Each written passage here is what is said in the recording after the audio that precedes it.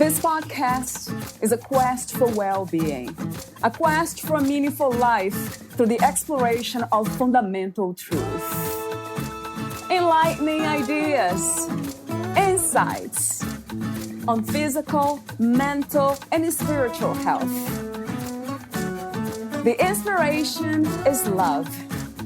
The aspiration is to awaken new ways of thinking that can lead us to a new way of being well. Welcome to Body, Mind, and Soul Healing Conversations.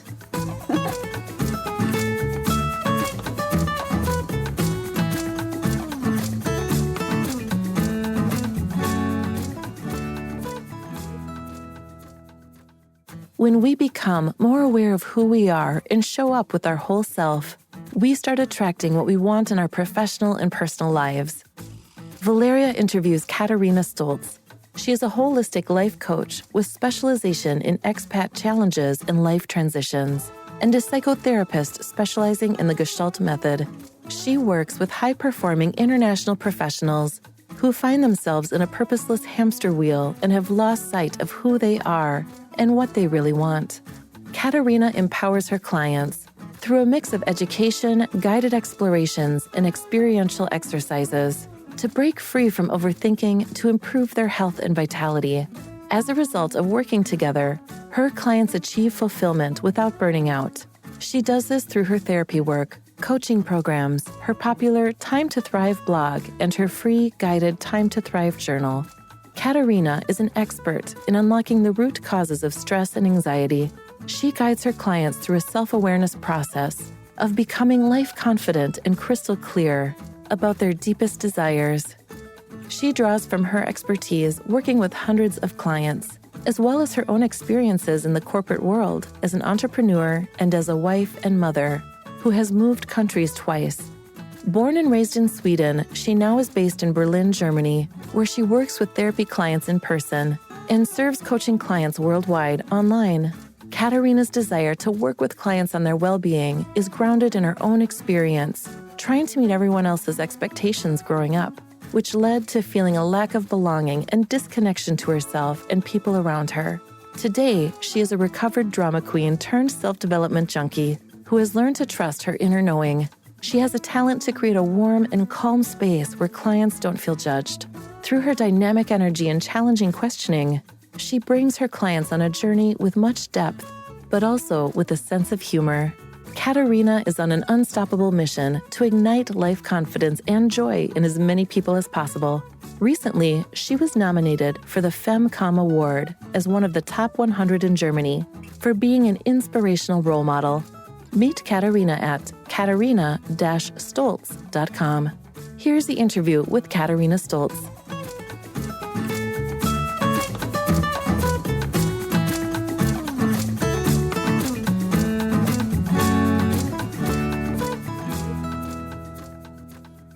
In your own words, who is Katarina Stoltz? I am a recovered drama queen turned self-development junkie who has learned to trust my inner knowing. And I'm also someone that not only friends and clients, but also strangers tell their deepest secrets to. And the reason to that is my energy, which I usually describe as gentle, challenging, approachable, warm, and dynamic.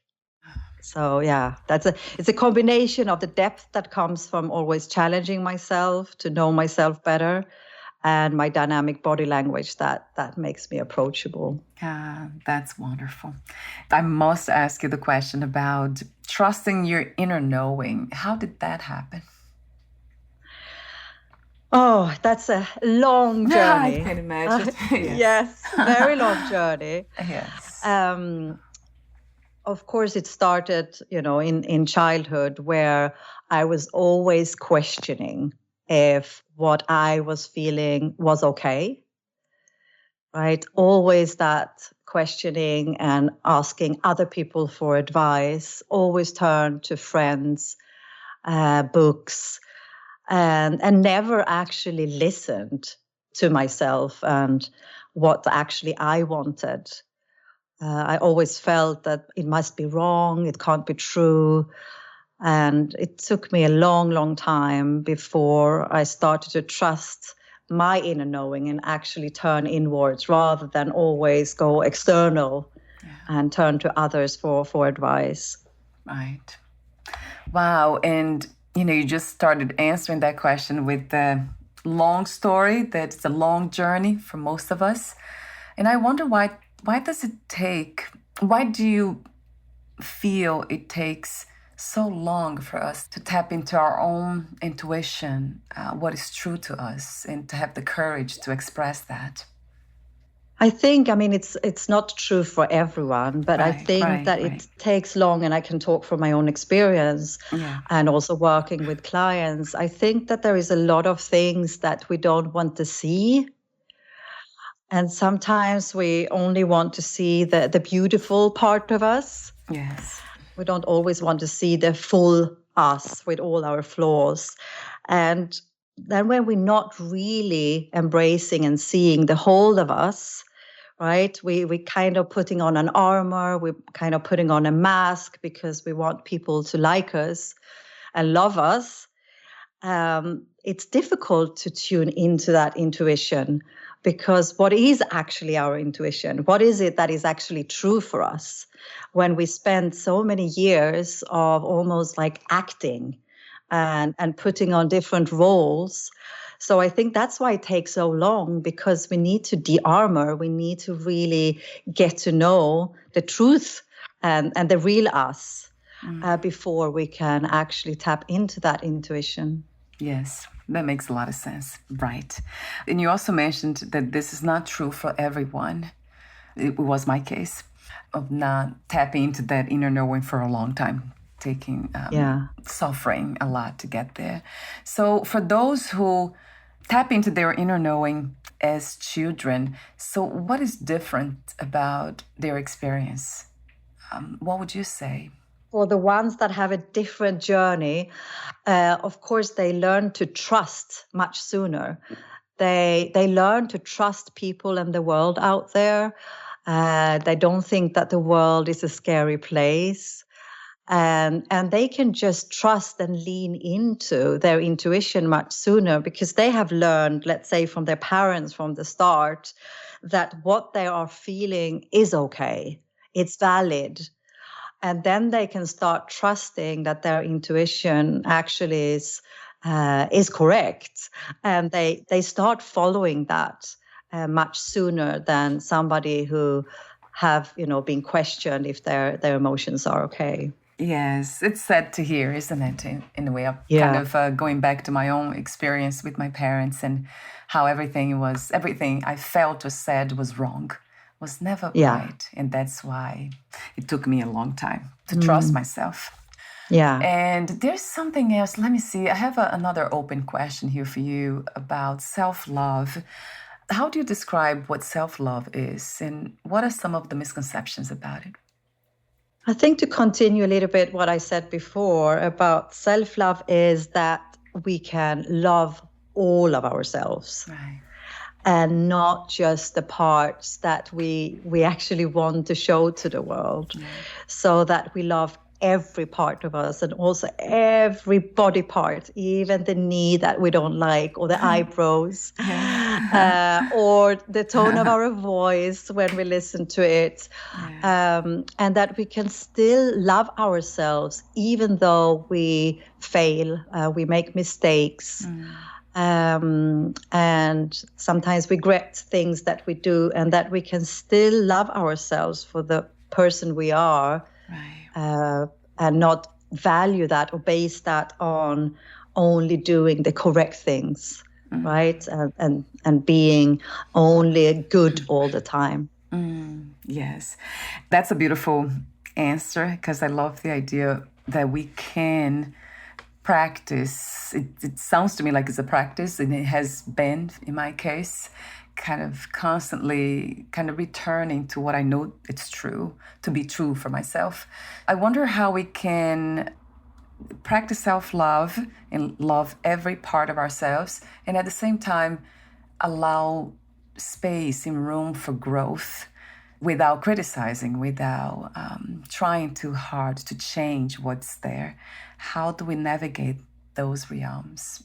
Yeah, I work a lot with that because many of us have that, what we call like an inner critic, that it's always present, right? And always trying to push us down, making us small.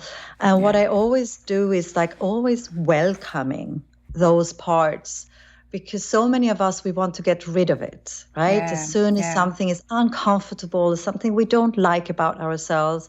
I have so many clients that come and they said, I just want to get rid of this, right? I don't want to have it any longer. And I can so much resonate with that. There's so many parts of us that we don't want to have, we don't want to see. So the way I work with it is always like being gentle, even though if that is a very harsh inner critic, trying to be gentle and see, what does it have to say? What do we notice about it? And usually behind that, there is always a need.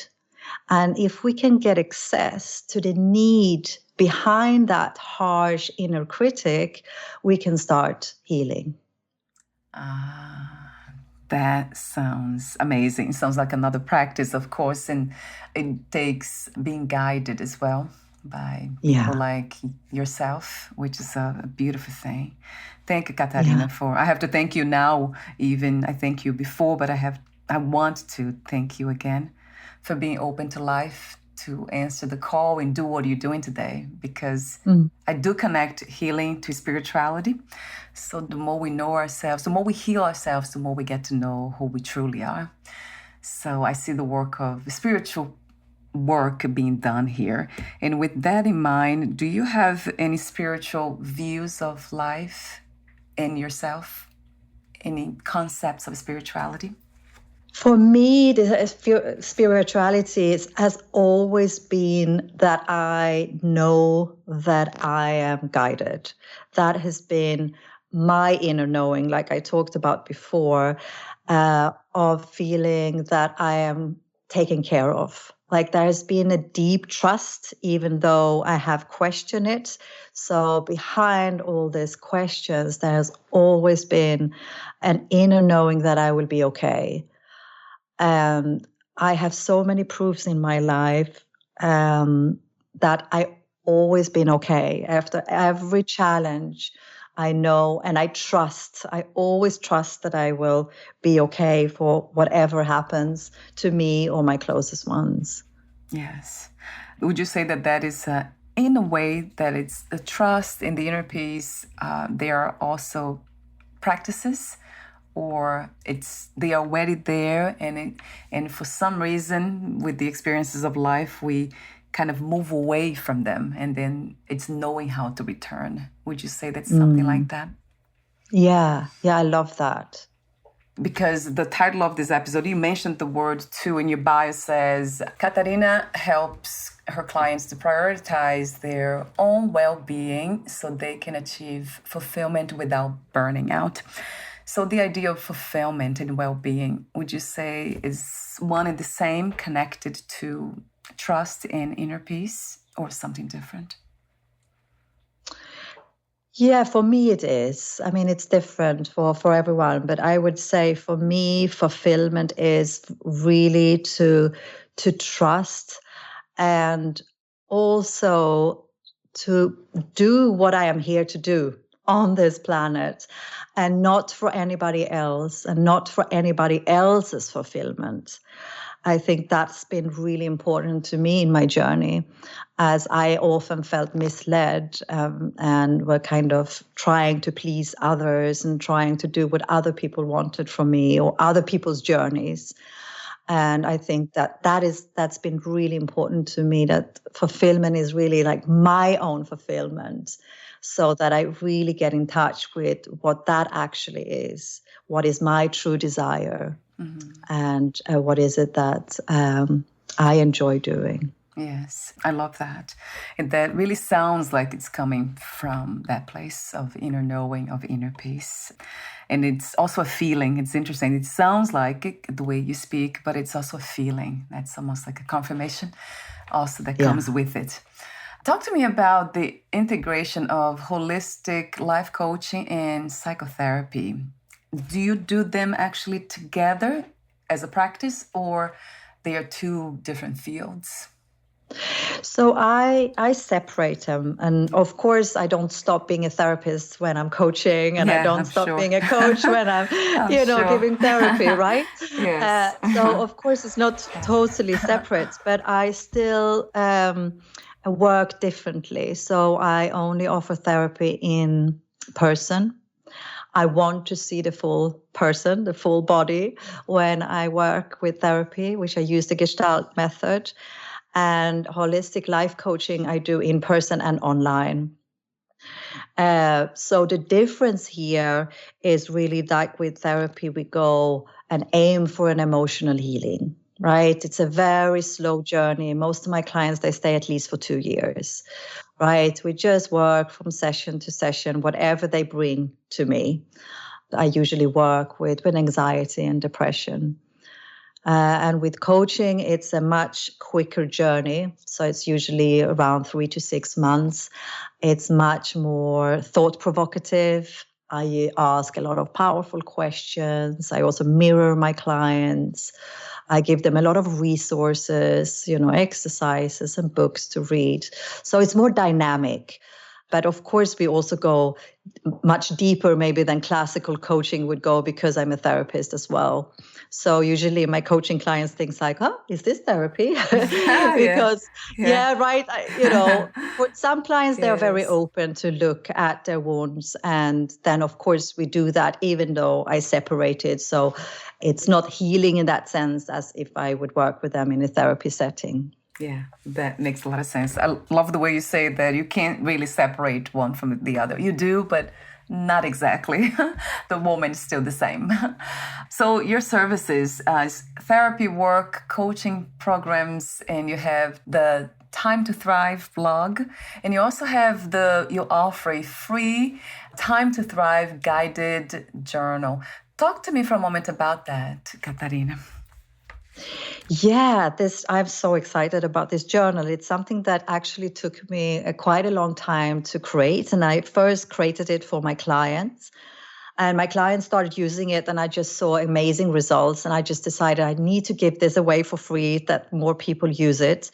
Because a lot of people hear about journaling these days, right? We hear how good it is for us to journal, everybody talking about morning pages and so on and so forth. But not everybody are motivated by these blank pages. Not everyone can sit there with a pen and a blank page and just start writing. And I've seen with a lot of my clients, they need guidance. So I created a guided journal with prompts, questions. And what it is, that it is practice to do once a week on Sunday when you're not working. You sit down and you take an hour. And there is a couple of questions that will make you look back on your week. So really looking at things like what kind of things dragged you down during the week, right? So you can start identifying thoughts, maybe toxic relationships, things that just doesn't serve you, right? And then you look ahead on the week and see, okay, what is it that I want to do differently? What is it that I can focus on? So it's also a way to, for all my busy clients to get a little bit structured. And through this guided journal, you can really see how that boosts your energy, and then you start getting rid of things that really drags you down, so that you have time for the things that lift you up. Yes, create more space. So awareness and release, that's what it sounds to me. Yes. Two powerful practices. So I'll have the link for anyone who is interested to download and sign up for the free Time to Thrive guided journal. I have the link here, and I'll have on your podcast profile too. So the main topic for today's conversation is healthy boundaries and finding fulfillment. So I guess the first question has to be this one. what has been your own experience with boundaries, and why is that so challenging, I must say? It has been very challenging for me. Yeah. Yeah, it's been challenging for me too. And I grew up with parents with very poor boundaries. I didn't have good role models, right? We always need to learn from somebody, and I didn't have anybody to learn from. So in my teenage years and in my 20s, I engaged in a lot of toxic relationships. And I started suppressing my feelings and let people treat me badly. And in my 30s, I got sick. So I got an endometriosis. I was in a lot of pain. And looking back, right, it was a blessing because, of course, then I started questioning, how I was living my life, right? And my body clearly communicated what I couldn't express in words, right? I couldn't express how I was feeling, but my body could. And in that stage, I was working as a news photographer back then for a big news agency. And I was very successful, but I was not happy. And I suffered in silence. Yeah, I would say probably looking back that I suffered from corporate burnout back then. And getting sick, I knew I had to radically change the way I was living. So I made changes. I started studying again, and I eventually started my own business. I moved to Berlin to the man I had fallen in love with. I started to go to therapy, right, and practice to feel my emotions and to learn to set healthy boundaries. And of course, at first it was very challenging, because I was very angry, right? I had bottled up all that anger. Right. Oh my God, Katarina. Yeah. Unfortunately, I hear all the time that it's my own story too. And it's still a challenge for me a lot of times to say no without feeling guilty. Yeah. Especially to my husband. And of course, to other people, it's kind of easier in a way, but it's not easy. It's just easier. So how do we do that? How do we learn to honor our own truth without feeling guilty about it or shameful about it? There is not such a thing as guilt-free boundary setting. I think that we often ask that, right? Like, how can we set boundaries and still being loved without feeling guilty, right? Yes, yeah. That sounds like a psychopath more than anything else. Right. But no feelings. We can't. Yeah. Exactly. Yeah. We can't. There is not such thing. Yeah. We can set boundaries and feel guilty. But what we can do then is learning how to cope with the discomfort. Right. That is the work. So not trying to do it without guilt, but really learning how to cope from the discomfort that you feel while you're setting the boundary. Wow, what a beautiful answer and very clear to me. Yes. You see, and that goes back to the fundamental principle of feeling our feelings, not trying to escape them. So that is so beautiful because that's what we are, human beings, human feelings. We can't really not feel and ignoring them, it won't make it any better. Although I have to say that a lot of times, it's my practice, I kind of ignore the content of the mind because my practices are spiritual practices. So I don't really listen to everything that the mind says. Especially when it comes to the self-talk or even the perception of the world in a negative way. I kind of pretty fast now I can tell that this is just a filter, that it's just something that's really informed by trauma. So of not trusting, being hurt by others and relational traumas.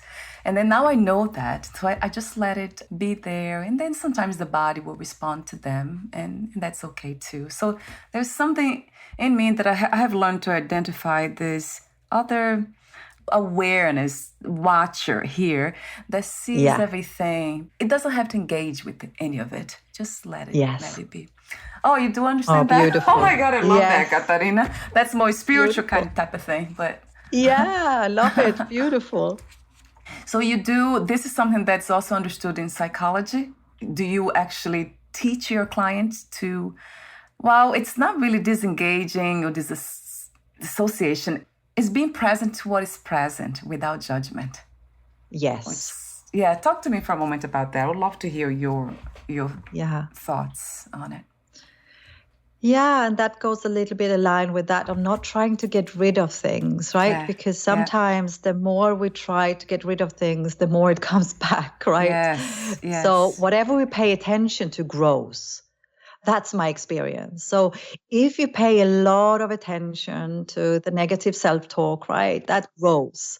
So what I usually do is like try to just pay a little bit less attention without trying to get rid of it.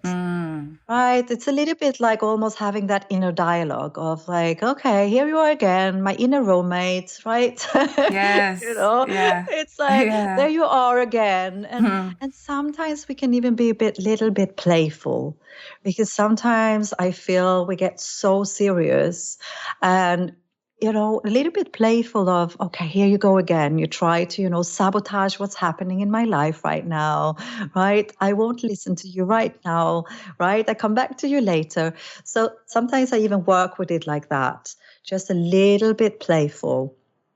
And really, like you said without the judgment. And even if that inner judge is present, then we work with that. Right? Okay, that's the inner judge. Okay, let's listen to the inner judge, right? And allowing ourselves to even be really judgmental, right? Because we all are judgmental in different ways. And if we just acknowledge that we also have that within us, we're much gentle with ourselves, and we don't judge others for being judgmental when we also, see that we can also be that, right? I can also be judgmental. Yeah, that's it. Yeah, I love the way you say that too. You have been saying throughout the conversation, being gentle, right? Kind and gentle to ourselves. So that expands, of course, and then we begin to be gentle and kind to others. So how do we learn to identify energy drainers, per se?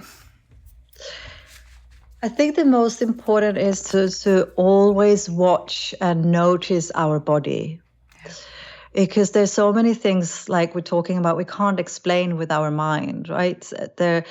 That's usually our body speaks first, always. And if we practice to really notice our body with different kind of practices, it could be just a quick check-in in the morning, right? We can do a quick body scan of seeing, okay, how am I today, right? And, sometimes we notice a little headache or, bellyache or back pain. And usually that's where it starts. And if we start observing the body and do that, on a regular basis, this is how we can start connecting that with the energy drains, right? When we say that we feel tired or overwhelmed or exhausted, right? We need to start with the body, because usually we can't explain it. There's so many clients that tell us, I don't understand why I'm so tired, right? Yes. And we can't understand it. Even if we sleep a lot, we work less, we're still tired. Yes, but it could be so many other things that really drag our energy down.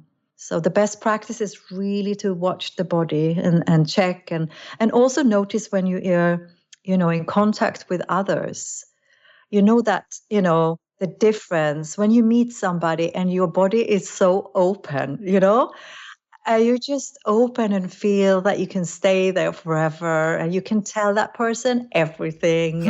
And you just feel that you are yourself, right? Yes. Versus your whole body is like contracted and tense, and you walk away and you have that funny feeling in your belly. So I think that is the best way to really identify those drains. Yes, I love that. That makes a lot of sense to me. I have had the experience many times of the body contracting, almost like protecting itself. My mind was open to the experience of being around those people, but not the body. So that was, and a lot of times also it's trauma informed. So it's still holding, right? The body, keep the score. I think somebody wrote a book about that. Yes.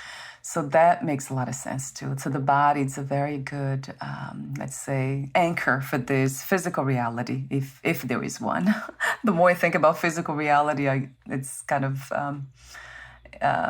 not easy to pin down, because as we go deeper, there's no physical reality, but just that ultimate reality that we spoke of earlier. So another question for you is about something that you said, saying no can be a challenge. We said that earlier, but you wrote this. Saying no can be a challenge, especially for women and entrepreneurs. So why is it such a challenge for women, especially? So many women has learned as young girls to be, the nice girl, not to make a fuss, right? To be pretty, right? And to be liked. I mean, from a very early age, we learn that to really receive love from our parents, from our surrounding, from our teachers, right? We want to be that good girl who does her homework, who clean up her room, and all that often leads us, when we become adults, we become that overachiever, right? We always try to achieve more and more. That's typical behavior when we grow up. And we really do everything to be liked and to be nice. And therefore, it's very difficult to say no, because we're afraid that when we say no, that means being mean, right? This is a lot of us think that, okay, I can't say no because what would that person say? That's mean, right? That's bad. So that's why a lot of women suffer from not really setting boundaries and saying no. Yeah, it's sad to hear, isn't it? In a sense, it's almost like working for love, trying to do something in order to feel loved. And and that is a sad reality to live in. Oh, yes. Oh, yeah. Right. I read something recently. I just have to tell you. I read something which was beautiful. What was it? She said, you don't have to be boundaryless to be loved. Right? Yes. And I think it's such a good reminder. Yes. Yeah. It's a beautiful reminder for all of us. And I absolutely love your wisdom and your knowledge and your clarity on feeling your feelings, even when guilt or shame, uncomfortable feelings arise. It's okay to just let them be, from ourselves and others, when we say no. So for me, I watch everything, what's happening here. And then I notice when I say no to my husband, there's a feeling that arises in me about, oh, maybe I should say yes. Then he will like me better or love me more. And then, I should say yes because then I don't hurt him. So I see both ways. It's very interesting to watch those things because it's just happens. It's very obvious that it's not the truth, that's all illusory. But it's important to pay attention to them, right, Katarina? And not to dismiss all those feelings. Absolutely. I try not to dismiss them, but I do not pay attention to them as much as I used to. And that's getting better, which is a good sign. Yeah. For the body-mind complex. And then I noticed the more I realize these higher, let's say, truth about reality, that we are infinite and boundless and limitless, then and there's a sense of freedom. It's just incredible. But I noticed that the body-mind cannot grasp those realizations, cannot be immediately integrated. So there is work to do. And that's why this podcast is really great for all of us who understand and have this intellectual understanding of the truth, but are still looking for tools and practices to integrate that into a body-mind experience. So let's see, we're almost at the end, and I have other questions for you. Let me see. There's another one. Yes, I do want to ask you this question again on the topic of healthy boundaries and fulfillment. Would you say that weak boundaries and burnout, stress, depression, anxiety are most likely connected? Yes, I would say definitely. Oh, yeah. Because Because signs of burnout is usually when we can't say no. Yeah. Not knowing when to say no, and not knowing how to say no.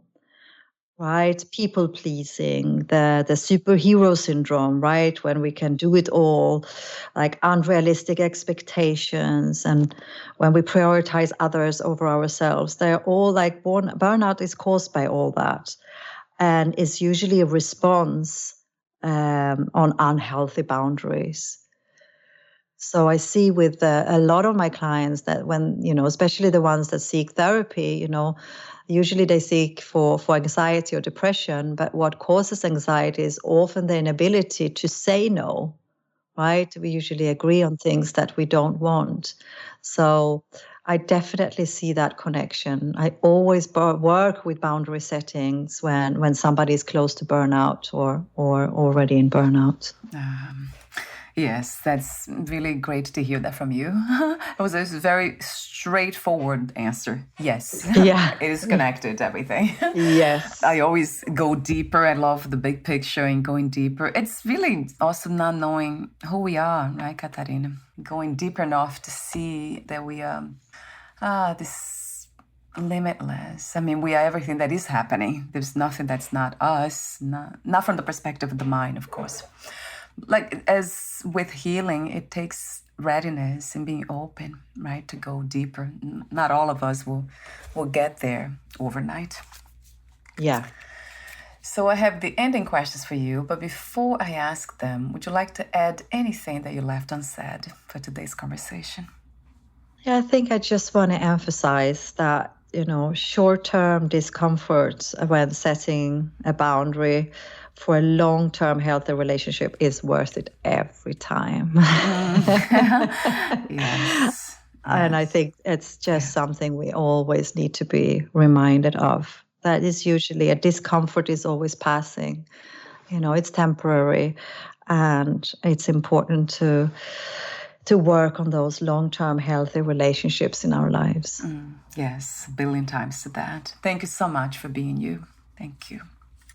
So my ending questions, let me see.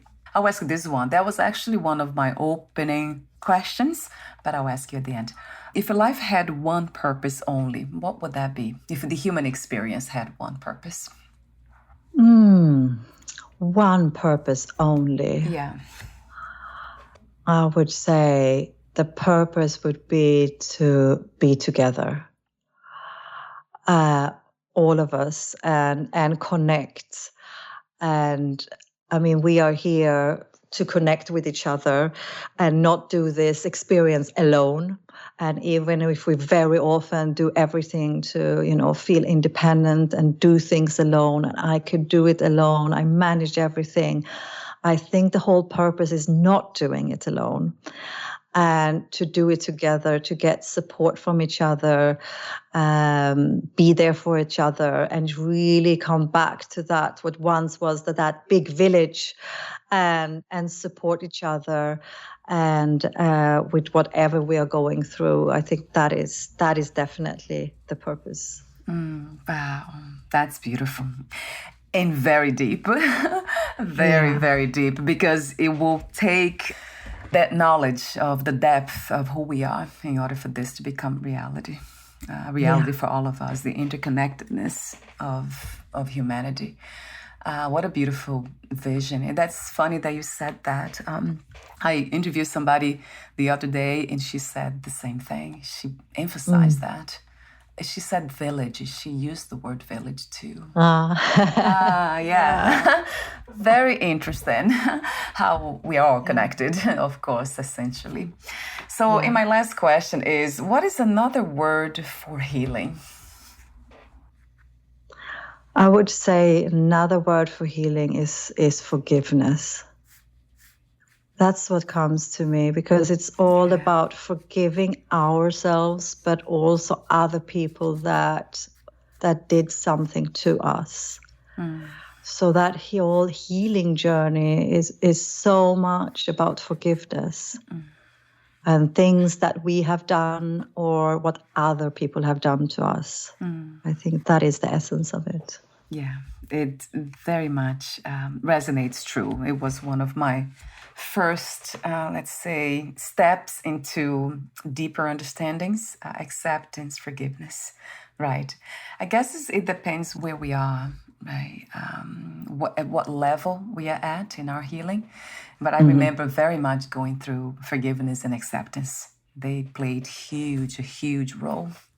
Thank you for saying that too, because I know when I think about forgiveness, I usually now it comes to me as there's nothing to forgive, and then there's a smile because never happened, whatever happened, everything. It's fine. But I know that 10 years ago that wouldn't be the case. I had to go through the process, right? So that's great that you said that too. So it's not just about the big picture of healing or spirituality, but also honoring where we are at. And in your case, of course, with your clients. That's beautiful to see. Yeah. Thank you so much, Katarina, for your presence here today and everything that you are doing for humanity. I have deep appreciation for that. Thank you.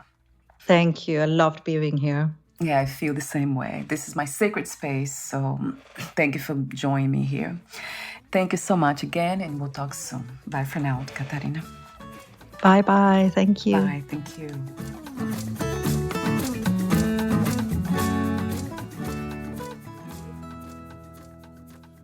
Thank you for listening. To learn more about Katarina Stoltz and her work, please visit katarina-stoltz.com.